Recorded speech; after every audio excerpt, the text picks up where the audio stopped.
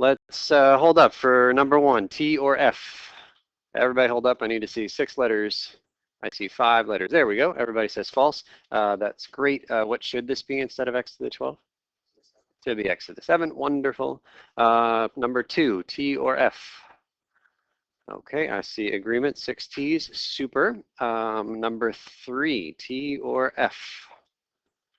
Okay, so we've got some disagreement here. So let's look at it. 21 radical 2 plus 10 radical 2. So adding 21, I'm just trying to figure out what's here, and then we can decide if it's accurate or not. So adding 21 and 10 gives the 31, so that seems reasonable. And then the square root of 2 and the square root of 2, if you add them, you get the square root of 4, which also seems reasonable. And then the rest of it is okay, right? Square root of 4 is 2, and multiplying we get 62. But I had several tables said false, so what's the problem with that? The radicals don't add up. We don't get to add these two radicals together. Imagine an analogous but different problem that I bet we would all get right. 21x plus 10x, what is that? That is 31, is it x squared? That's 31x, right? The x doesn't change. It's like apples. If you have 21 apples and you add 10 more apples, you still have apples as the unit, right? It's 31 apples. So in that same way, the square root of 2 is like the x, or it's like an apple. So none of this is okay, but what's the right answer?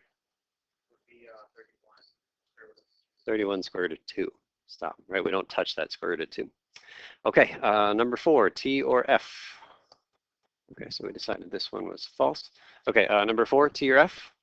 I see lots of F's. That is fantastic because this is a mistake that is so easy to make. My big recommendation when you see something like this is to write it twice. 4x squared minus 1 times 4x squared minus 1. Certainly that's what it means to square something.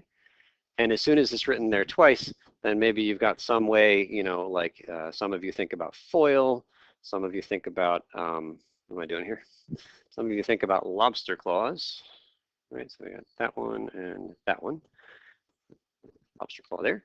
Did I draw that right? I feel like I didn't draw that right. No, there's too many things going to the 4x squared. All right, oh, it's this guy. There it is. There's a lobster claw. Nope, that's still not it. Still not happening. All right, so what is this supposed to be? All right, so this guy, oh, everybody needs to go to this one. There we are. There's a lobster claw. Good.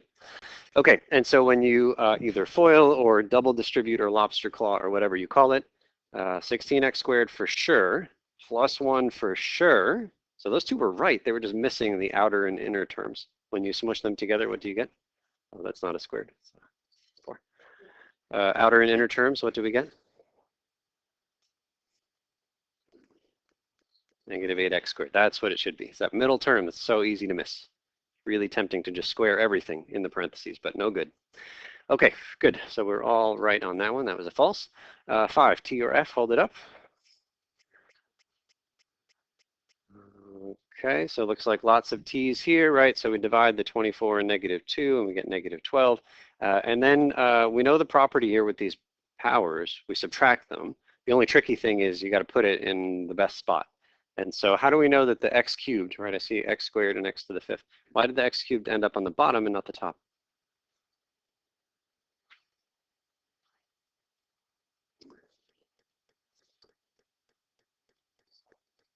Yeah, so you're totally welcome to subtract top minus bottom every single time. That will work. And when you do that, you get this negative exponent, which isn't so great. And so we know that translates downstairs and becomes positive. Technically a 1, but I'll just leave it blank up on top.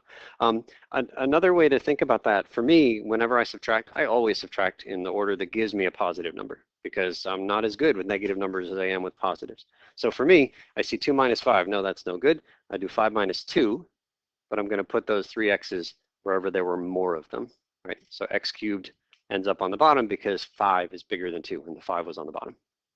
Okay, same idea with the y powers, subtract. Again, subtract in the best order. Is it better to do 13 minus negative 2 or negative 2 minus 13? Which one gives me a positive number? 13 minus negative 2. That's a positive thing. Easier for me personally to work with. Okay, so we agreed this one was true.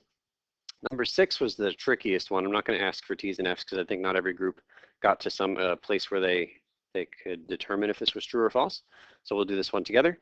Any number to the 0 is 1. That's the easier part. The other part is the tougher part. That 32 to the negative 2/5, there's a lot going on with that exponent. So for me, I would see it in different pieces. I would see the negative, and then I would see the fraction, and I would just handle them separately. So maybe just kind of a side calculation over here. 32 to the 2/5, temporarily making the problem easier, and then we'll bring it back with the negative in a minute. But you guys hopefully remember that fraction powers mean radicals. So the 32 is in here. Really the only way to get this wrong is to swap where the 5 and the 2 go. Which one goes as the index, the little number in the front? That's the 5. The guy on the bottom goes out front. And the 2, well, you actually have two choices. You could do that. Without a calculator, 32 squared is not the easiest thing to do. So I would recommend, if you are not allowed to use a calculator, like on this activity, that you put the squared outside. Turns out you'll get the same answer, but it's just easier to do it by hand with the square outside. Okay, so I've got something squared. What is the 5th root of 32? 2. And then 2 squared is easy to do without the calculator. That's 4. The only thing that we ignored when we started this problem was what about this exponent here? Was the fact that it was negative. And we know negative exponents mean flip over, right? And so it shouldn't really be 4 when I bring it back. What should it be? It should be 1 over 4, right? That's the number that goes on the bottom. So when all is said and done, this guy becomes 1 minus, it's not 4, because of that negative exponent, it's 1 over 4. And 1 minus a quarter is 3/4, which makes this statement false. It should be 3/4 is the right answer. Okay, that one is not easy. Okay, 7, hold them up.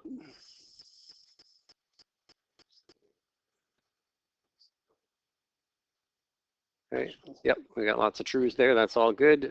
This is correct, number 7 as it is. Number 8 was tricky for some. Let's see if we can get agreement on 8. I see a couple. All right, so this is the most that we've been split. 3 T's, 2 F's, and a undecided up here. So let's talk about this guy. 50 and 6. All right, there's 2 radicals on the left-hand side. On the right-hand side, there's just 1 radical. That's a clue to me that the 2 radicals on the left somehow got smushed together into 1. So how about we do that first? What's the property? What can we do with these 2 radicals to make 1? So we can multiply, right? We know the left-hand side can become the square root of 50 times 6. And that is the square root of 300. And now that it's a single radical, which is better than 2 radicals, we can do a process that maybe will be familiar. I'm going to do this in a couple of steps. Break up that 300 into a perfect square times whatever is left. What perfect square goes into 300? 100 is the best one. You want the biggest one you can find. 25 also goes into 300, but be greedy. Pick the biggest thing you can. 100 times, it's still got to be 300, so you have no choice. And then that square root of 100 can come outside and become 10 radical 3. So true or false on that one? That one's true. Okay, number 9 hopefully is a breath of fresh air compared to some of the tougher ones we just did. Hold them up to your F. I see lots of F's, that's good. What's the common mistake that this person made?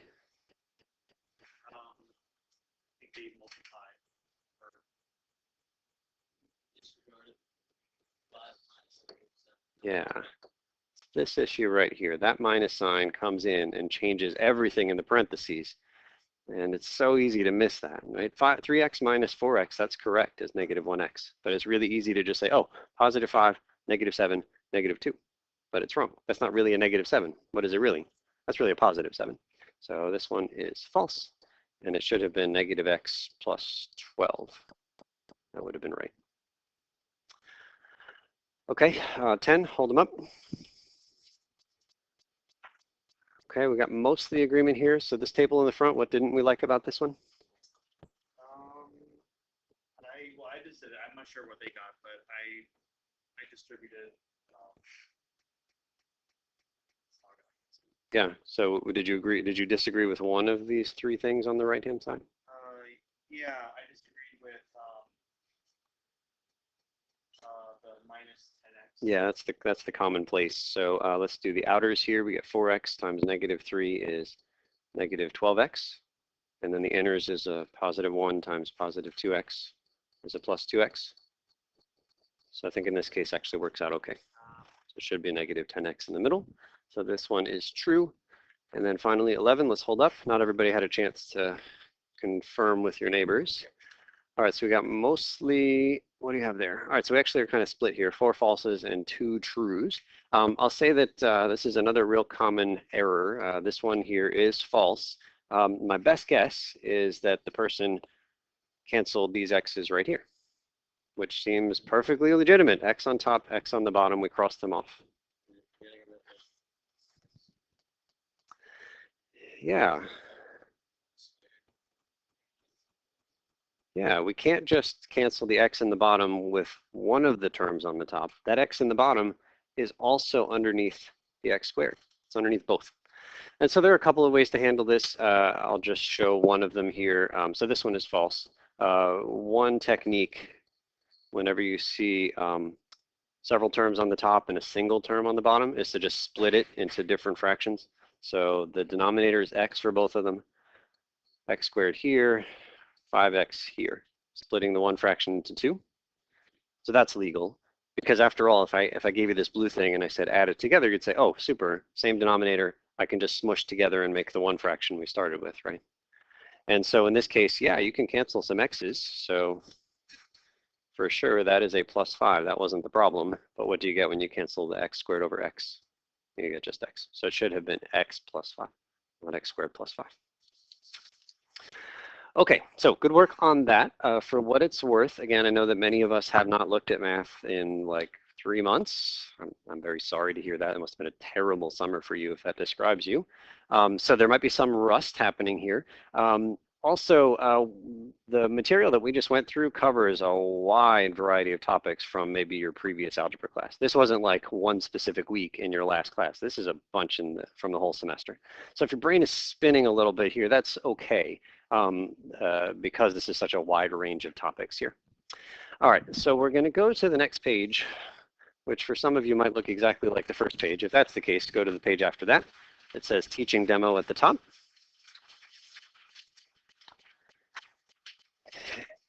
And before we do the demo, let's just take a moment to do some logistical stuff. We'll make sure that everybody has all the handouts that they need. Okay, first of all, I think there were 5 handouts, so if you came in late, make sure you grab one of each of 5 different things. One of those documents is the syllabus. I'm just going to grab this for a second here. Thank you. So the syllabus says at the top MAT 107. We're not going to read it together. That would be incredibly boring. And but there is lots of good information in here. You're going to want to read through this between now and Friday. Come back and ask me if you have questions on anything in the syllabus. But just a couple of things to note. First of all, my office hours are there, but I'm available many more hours a week than what is listed here. And I don't want people to feel like coming to see me outside of these hours is not okay. I have the job that I have because I enjoy working with students. So come find me even if it's not these hours. There is a My Math Lab component to this course. Show of hands if you have never used My Math Lab before. Right, so it looks like about maybe a little more than half of us. So My Math Lab is what you are going to use instead of a formal textbook. You are going to be purchasing an access code that will allow you to log into a website. On that website is a variety of resources, including the entire textbook as an ebook. And additionally, through that website is how you're going to do all of the homework. And so there's an entire handout, this guy right here. Says how to register for My Math Lab right there at the top. And so you're just going to follow these instructions here. If you've already purchased your access code, great, you'll zip right through. If you haven't yet, you can buy it in the bookstore. You can just start the process and there'll be an opportunity to buy it here through Pearson directly. Either way is okay. If you are waiting for financial aid to come in, I would encourage you to sign up for the 2-week free trial starting today, and then get it straightened out once the financial aid becomes available. But I don't want people to not start doing homework right here at the beginning. All right, so 2-week free trial, you can begin that today, and I hope that folks are able to do that, okay? I'm sure you'll have lots of questions about how to use My Math Lab if you never have before, but there's good information here, and I've got more handouts coming to explain the details for My Math Lab homework.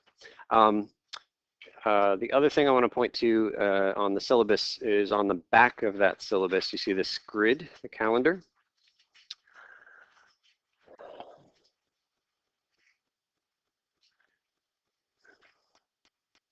And so, so today is September the 7th. This is class number 1. All the classes are numbered in the packets.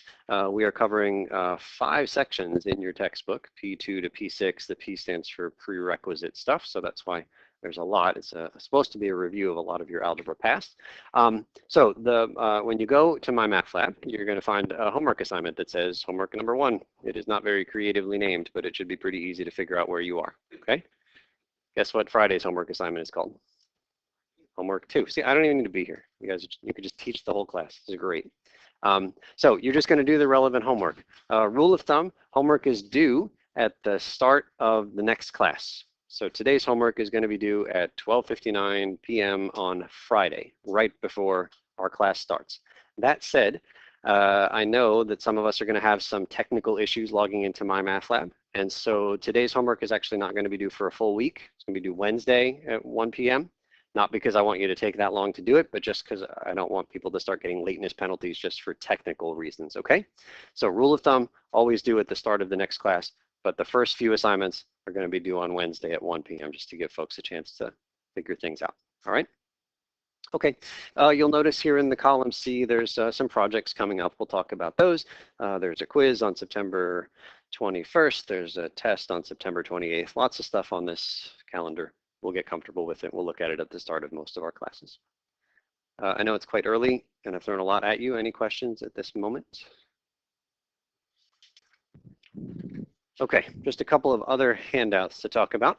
One of them is this little tiny scrap of paper. We were told as a college that we had to include exactly this language on our syllabus, but we were told this after I printed my syllabi. So here you go. Right? So this goes in place of what I've got in the syllabus. The other document is this guy right here.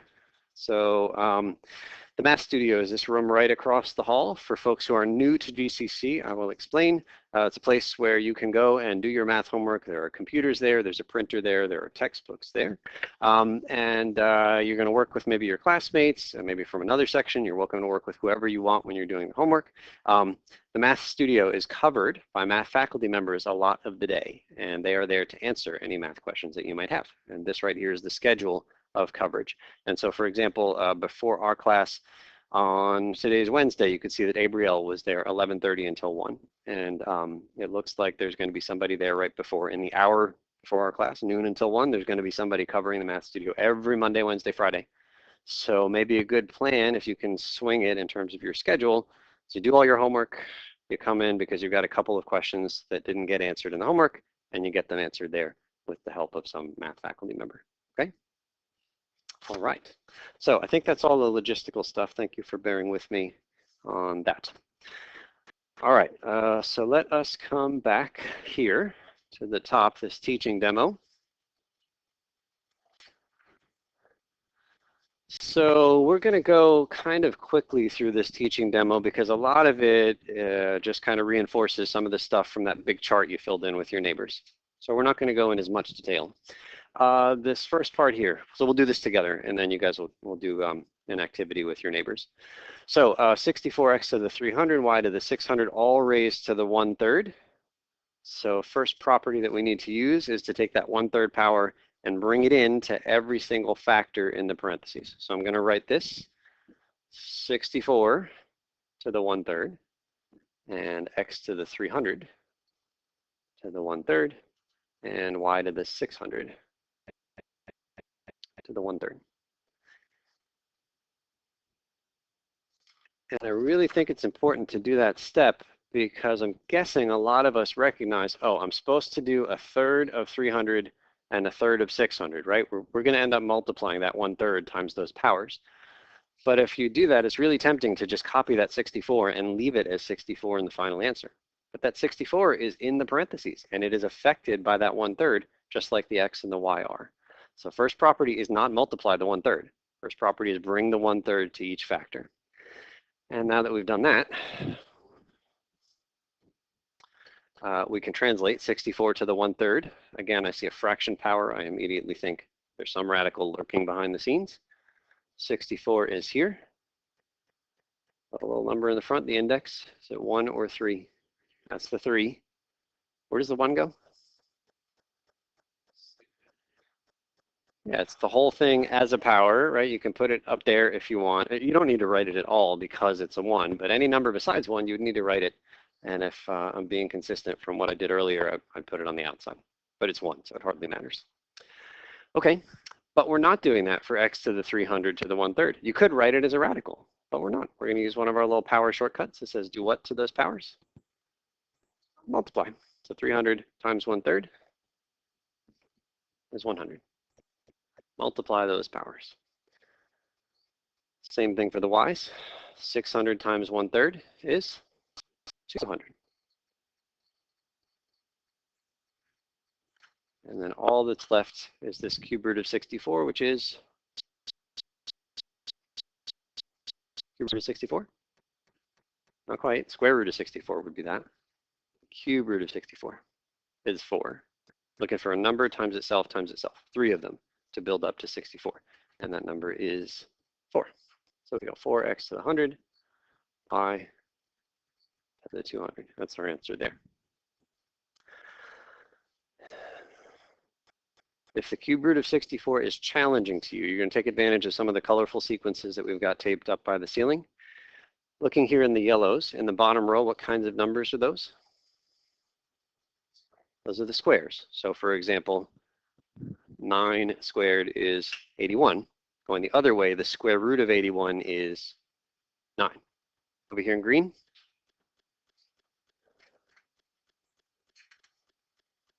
what are those in the bottom? Those are the cubes. So for example, 5 cubed is 125. 2 cubed is 8. How do we use this green list to help us with the cube root of 64? Find 64 in the bottom and go up. Right? Cube root of 64 is 4. The blue numbers we'll talk about. The pink ones are quite a challenge. Maybe take a look at them at some point, but not right now. All right, let's move on to number 8. 8 should remind us of one of the ones we just did in that table. I would encourage you to deal with that negative separate from the rest of the problem. Let's do this. Actually, let's do the negative first. We'll do it all in one shot. Negative exponent means flip, right? So are we flipping the 2/3? Make it 3/2? No, we're flipping the entire thing. So that 8 to the negative 2/3 in its entirety goes downstairs and becomes 8 to the positive 2/3. Now I need a placeholder. There's a blank space. It's got to be something, and if there's nothing else there, you're putting a 1. Okay? So negative exponent means flip, and in many cases that means 1 over. Okay, 1 over. 8 to the 2/3, again, fraction exponent is a radical. 8 there, radical symbol. See if you can put the 2 and the 3 in just the right spots.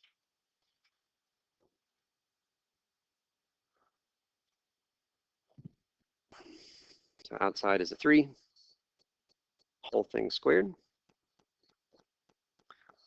1 over cube root of 8. Hopefully we just know it, but if we don't, it is green. Cube root of 8 is 2. And so this becomes 1 over 4.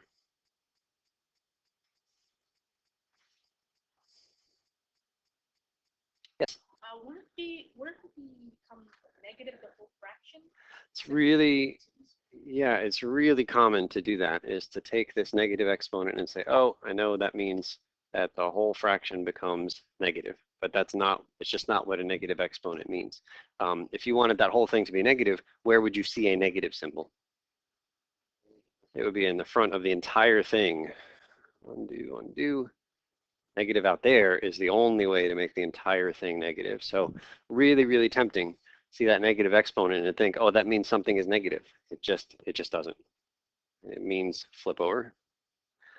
Okay, part C, more fun with radicals. So let's deal with that square root of 12. 12 gets rewritten as what times what? 4 times 3. You could also have written 12 as 6 times 2, but that's not helpful. It's correct, but it's not helpful, right? Which one of those numbers is helpful to us? Is the 4. Square root of 4 is a nice number. 6 and 2, not so nice in there. So we intentionally choose something helpful. Same idea, square root of 27. 9 times 3 is good. Okay, we'll do the second part first. That's easier. What comes outside from the second radical? 3, right? Square root of 9 comes out as a 3. Copy the other 3 that's still inside. The thing that makes the first term trickier is the 3 that's hanging out in the front. So I know for sure what's going to come outside from this 4 is a 2. So I'm going to put the 3, just copying it. I'm going to put the 2 that comes outside. I don't know what's going on in between there. And the square root of 3 is still left. It's multiply. Yeah, it's really tempting to add, but actually, yeah, we don't have plus or minus here. Yeah, that does come in some cases, not this one. Yeah, so it's 3 times 2. It's multiplication. And how would you know? Well, look, there's a hidden symbol right between the 3 and the radical. What is it? It's multiplication. If you know there's a symbol that belongs there and there just isn't one, it's always multiplication. So there is an implied times right there. And so that implied times is following us all the way through this problem.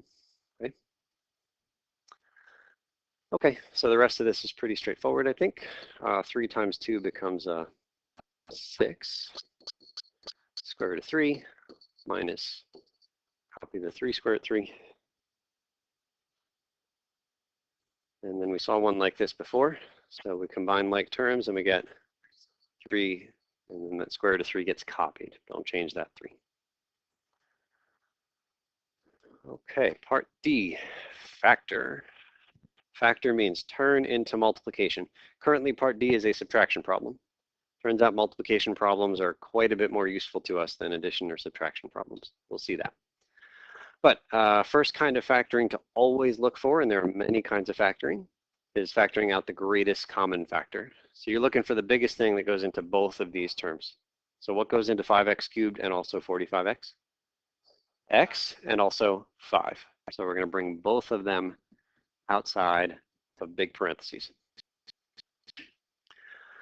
And you'll see me do stuff like this a lot where I get the structure, like the skeleton down, and I just think it's really helpful to have a place to put the symbols. And so I've just got this big parentheses waiting to be filled in. In fact, I can fill in a symbol in the middle. What symbol is going in the middle? Is a minus, right? Is that subtraction just carried over? And so the more you can fill in is like kind of automated, like you're not really thinking about it, it's just automatic, the easier it becomes to fill in the rest. Because really the 2 blanks are the only things we have to think about here. Okay, so we're taking 5x out of the first guy. You don't need to write this, but if it helps, you can. What that really means is you're dividing each of these guys by 5x. What's left in the first term? X squared is good. Second term? 9. So that's good. And if you're not sure, you could always check your work by doing what?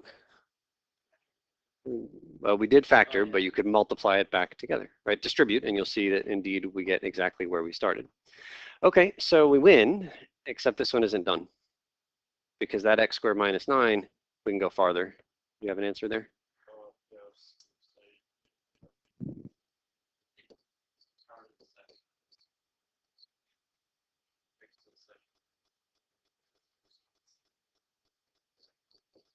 That? It's really tempting. Looks reasonable to me. I see an x squared, I see a 9. But that's no good.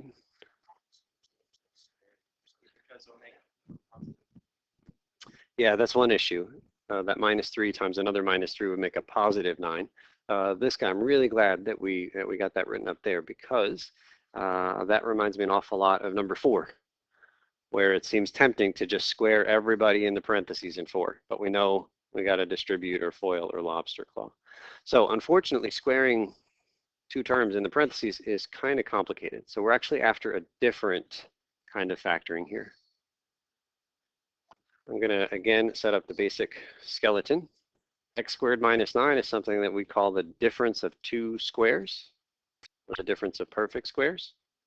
What 2 things that are exactly the same going in these first spots that will give me an x squared when I distribute? Yeah. That sounds more like it. Right? X and x multiply to x squared.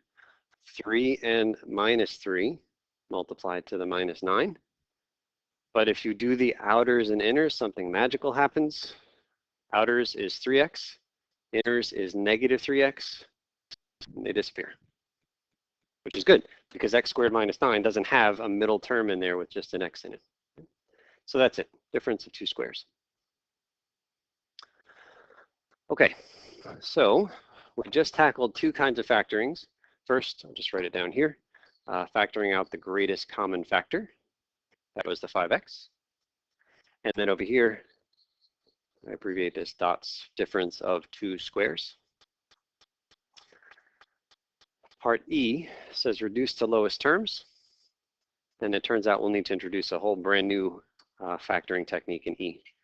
One thing that I want us to be careful of, I see x squared on top and bottom. Can we cancel? Looks tempting. Hey, while we're at it, I see x and x. Cancel those. The answer is no. You cannot cancel any of that stuff, even though it all looks the same, because there's additions and subtractions floating around. If the problem were like this, you don't need to write it, but x squared times 3x times negative 10, and x squared times 2x times negative 8, cancel away. Get rid of those x squareds, get rid of an x on the top and the bottom. That's lovely. But as soon as you see addition or subtraction, all bets are off. You cannot cancel there. So let's not do that. And instead we're going to factor.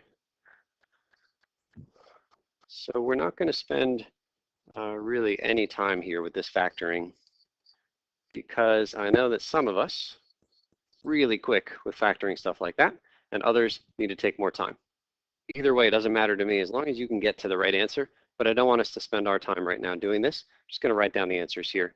X plus 5, x minus 2. Go ahead and write that on the top. And then on the bottom, x minus 4, x minus 2, x plus 4. There is potentially a lot of work that I just hid in writing that answer down, okay? So do however much work you need to do later on to make sure you can get that from scratch. But once the factoring is done, the rest is pretty easy. What can we cancel? The x minus 2, right there and right there. And so our answer is x plus 5 over x plus 4. All good. Cancel the x's? No. There's additions. No good. Neither of those x's is ready to go. Well, wait a minute. I said a minute ago, you cannot cancel when you have addition or subtraction. But in the previous step, I just canceled. Here, look, this is a subtraction. And that's a subtraction.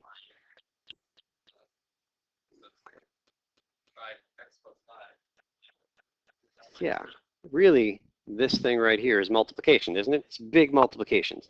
X plus 5 has a plus in it, but ultimately that's a multiplication on top, and that's a multiplication on the bottom. And so yes, for sure, you can cancel because it's multiplication.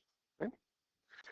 Okay, and then the last one here is adding two fractions with x's floating around in them. Let's give this a shot. You might have done this in a couple of different ways. I'll just show my favorite way here. Two big fraction lines, even bigger than the ones that we start with. Fancy word here. The fancy word for the fraction line is the vinculum. Vinculum, isn't that such a nice word? Vinculum. Draw two, I don't know what the plural is, it's Latin. Vincula or vinculi. Vinculi. Yeah. So if I ever get into like graffitiing here in Greenfield, that's gonna be my tag. If you ever see vinculum like on the side in spray paint, it's my mark, vinculum. All right, so let's give this a shot. I'm going to copy in black everything that we had originally. That's not black. 3x over x plus 2, right there, just copied. Same thing on the second one, x over x minus 2. What would have made this addition problem far easier than the one that I've given you here?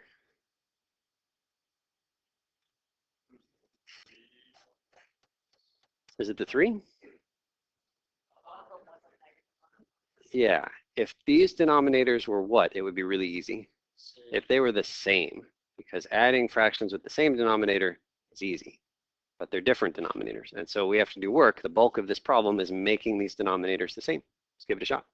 So we're going to put in here whatever I need to make the two denominators the same. Looking at the first denominator, I see that the second denominator has an x minus 2 that the first denominator does not. So I say I can fix that. I can give it an x minus 2, but you can't go around multiplying the denominator of a fraction by something without immediately multiplying the numerator by that same thing. So I'm going to put a carbon copy of that x minus 2 right there. And then over here, what is the second denominator missing that the first one has? X plus 2. So we give it an x plus 2, but we immediately pay for it by giving the top the same x plus 2.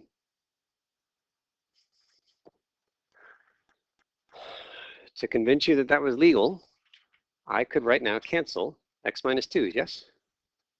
I can cross them off.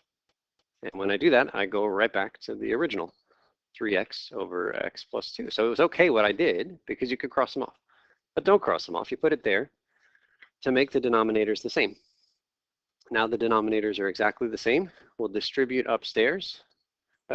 First, I'm going to make one big fraction, actually, by drawing my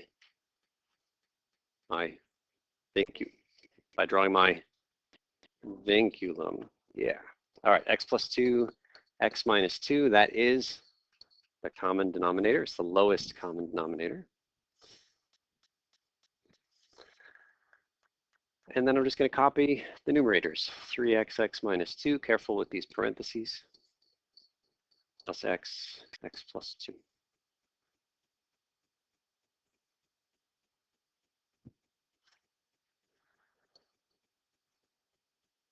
Okay, hard work is done. The rest is just kind of keeping track of what we have.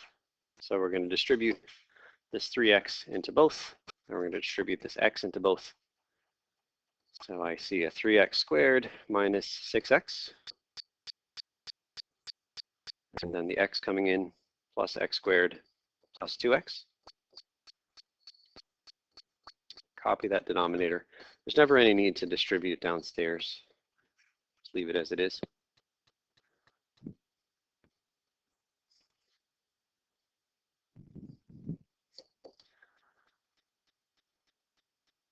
Okay, upstairs we've got some like terms we can combine. How many x squareds do we see? 4, so we have 4x squared. How many x's? Minus 4x is good. And then downstairs, x plus 2, x minus 2.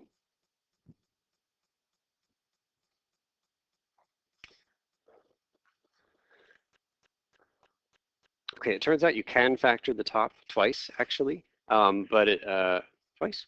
No, just once. Oh, we can just do it. So what's the greatest common factor upstairs? Even bigger than 2, 4, and also x, right? And so what's left here, x minus 1.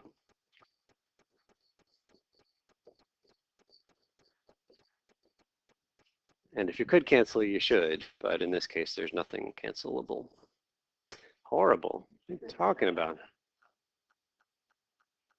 It's a thing of beauty. Yeah. All right, so next time you write the problem, and we'll make it so we can cancel. That's good. Okay. All right, so here is how class typically is going to run. In the beginning, we'll do some preview exercises. That'll take us like the first 10 minutes of class. Normally, today was about 20 just because it was our first day. Then we'll do the demo. That's where I'm doing my thing up here, but the preview exercises is you guys working with each other. We'll do the little demo, hopefully something between 10 and 20 minutes. It was a little long today. And on the next page, you're going to find a class activity where hopefully we'll have more time in general than we do today. We only go until 1:10, so we got about 11 minutes to get as far as you can on this. I think that there's an answer key somewhere after this. Is that true? Yeah. So there is an answer key on the next page, but my strong preference is before you check the answer key, you check with your neighbors. And if your neighbors and you disagree and you can't come to some agreement, then go to the answer key. All right? If the whole table is stuck, raise a flag. Otherwise, I will do laps, and let's see how far we can get here.